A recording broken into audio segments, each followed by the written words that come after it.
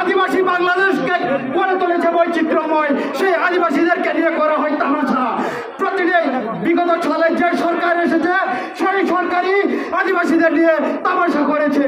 আদিবাসীদের ন্যায্য দাবি কখনো পূরণ হয়নি।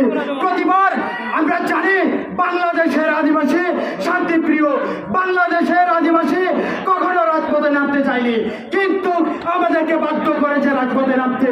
আমি আবার বলতে চাই, আমরা শুধু আদিবাসীদের সংস্কৃতি নিয়ে কিন্তু বেশি প্রকাশ করি।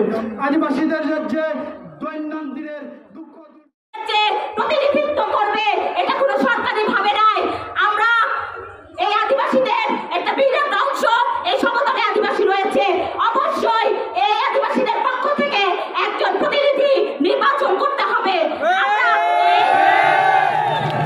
সংগ্রামী বন্ধুগণ, আজকের এই চলমান সমাবেশ থেকে বলতে চাই, আজকে যে 10 দফা দাবি এখানে তোলা হয়েছে, এই 10 দফা দাবি আমরা জেলা প্রশাসকের মধ্য দিয়ে অন্তর্বর্তীকালীন যে সরকার তাকে আমরা দিতে চাই, এবং আমরা মনে করি এই আদিবাসীদের যে দাবি রয়েছে অবশ্যই আপনি তা বিবেচনা করবেন এবং সেটাকে পূরণ করবেন। সংগ্রামী বন্ধুগণ, আমি আমার কথা বলে এখানে শেষ করছি।